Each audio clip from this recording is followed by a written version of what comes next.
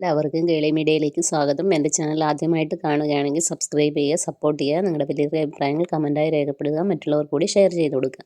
അപ്പോൾ നമുക്ക് ഇന്നത്തെ ഇഷ്ടം എന്ന സീരിയലിൻ്റെ എപ്പിസോഡിലേക്ക് കടക്കാം. ഇന്നലെ സീൻ അവസാനിക്കുന്നത് സ്കൂളിൽ നിന്നാണ്. ഇഷിതയും മഗീഷും രജനിയും സംസാരിക്കുന്ന കാര്യങ്ങളാണ്.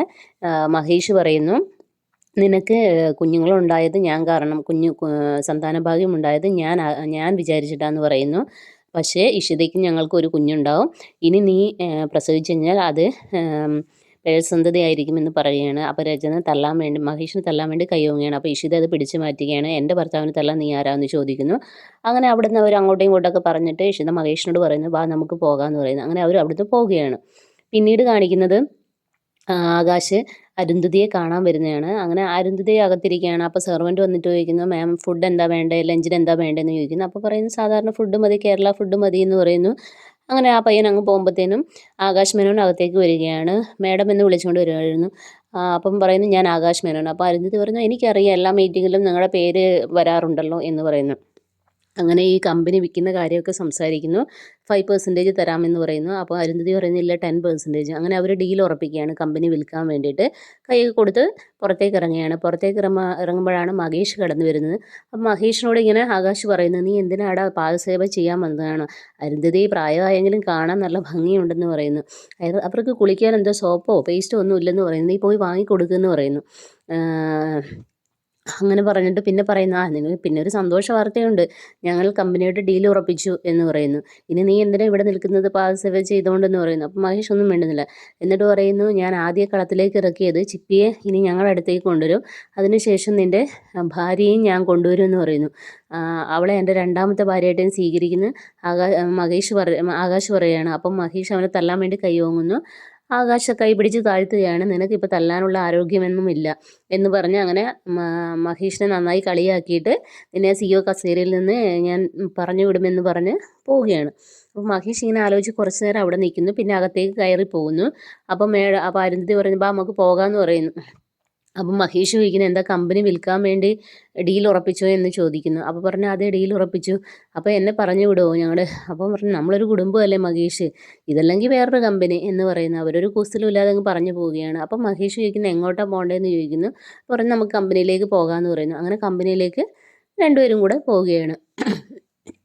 പിന്നീട് സുചിത്ര ഒരു റെസ്റ്റോറൻറ്റിൽ ഇങ്ങനെ ഇരിക്കുകയാണ്. അപ്പോൾ ആ സമയത്താണ് വിനോദ് അങ്ങോട്ടേക്ക് കടന്നു വരുന്നത്. അപ്പോൾ വിനോദ് വന്നിട്ട് അവളോട് സംസാരിക്കുന്നു ഇങ്ങനെ. അപ്പോൾ അവൾ സ്വപ്നം കണ്ട കാര്യങ്ങളൊക്കെ പറയുന്നു. സ്വർഗത്തിൽ നമ്മുടെ കല്യാണം കഴിഞ്ഞു, പക്ഷേ ഭൂമിയിൽ നമ്മുടെ കല്യാണം കഴിക്കണം എത്രയും പെട്ടെന്ന് നടക്കണം എന്നൊക്കെ പറയുന്നു. രാമനാഥനെ അങ്കിളിനെ കാണാൻ വേണ്ടി അച്ഛൻ പോയിട്ടുണ്ടെന്നൊക്കെ പറയുന്നു. അപ്പോൾ നമുക്കെല്ലാം ശരിയാക്കാമെന്ന് പറയുന്നു. അപ്പം വിനോദിനൊരു ഫോൺ വരുന്നത് അവൻ്റെ മുമ്പത്തെ നേതാവാണ്.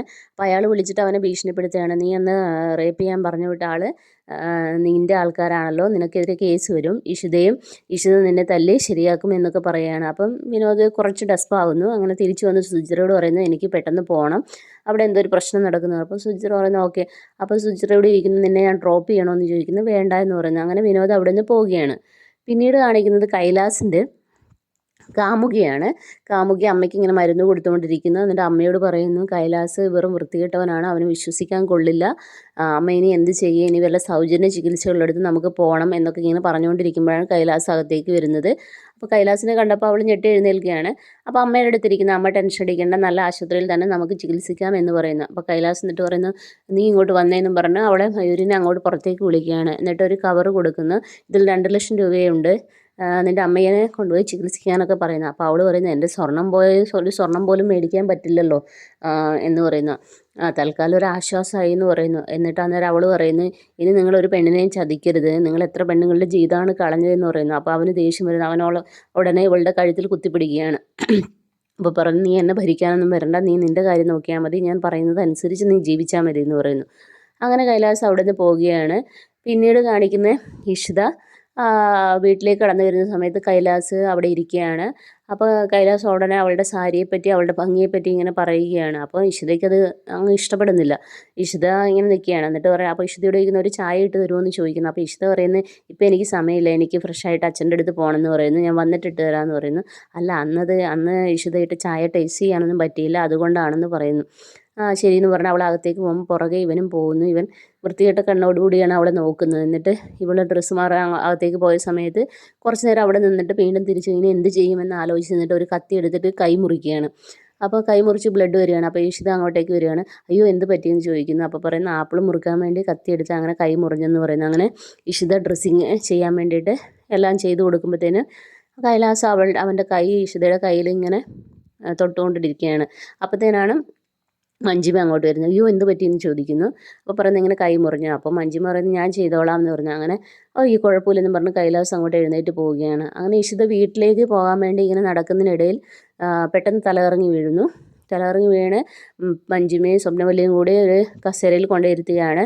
എന്നിട്ട് മഞ്ജിമ സ്വപ്നവല്ലിയുടെ അപ്പുറത്ത് ചെന്നിട്ട് പറയുകയാണ്, അമ്മയ്ക്ക് മനസ്സിലായോ, ഇഷിതയ്ക്ക് വിശേഷമുണ്ടെന്ന് പറയുന്നു, നമുക്കൊരു ഡോക്ടറെ വിളിച്ച് കൺഫേം ചെയ്യാമെന്ന് പറയുന്നു.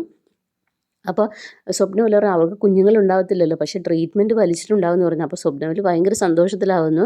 അവർ ഭയങ്കര ആഹ്ലാദത്തിൽ ഇങ്ങനെ ഇരിക്കുകയാണ്. അപ്പോൾ മഞ്ജിമ ഇങ്ങനെ ആലോചിച്ചിങ്ങനെ നിൽക്കുമ്പോൾ കൈലാസ് അങ്ങോട്ട് വരും. എന്താടിയെന്ന് ചോദിക്കുന്നു. അപ്പോൾ പറയുന്നു ഇങ്ങനെ ഇഷിത ഗർഭിണിയാണെന്ന് പറയുന്നത്. അപ്പോൾ അവനും വിശ്വസിക്കാൻ പറ്റുന്നില്ല. അങ്ങനെ പിറ്റേ ദിവസം പിന്നെ അങ്ങനെയാണ് എപ്പിസോഡ് അവസാനിക്കുന്നത്. നാളത്തെ എപ്പിസോഡിൽ കാണിക്കുന്നതെന്ന് വെച്ചാൽ ഇങ്ങനെ ഡോക്ടർ വരുന്നതും ഇഷിത ഗർഭിണിയാണെന്ന് കൺഫേം ചെയ്യുന്നു. അത് ശരിക്കും മഞ്ജു പറഞ്ഞിട്ടാണെന്ന് തോന്നുന്നു. ശരിക്കും ഇഷിത ഗർഭിണിയല്ല. പിന്നീട് അവൾക്ക് മധുര പലഹാരങ്ങളും എല്ലാം കൊടുക്കുന്നില്ല. എല്ലാം കണ്ട് മഹേഷ് ആകെ വട്ടായി നിൽക്കുകയാണ്.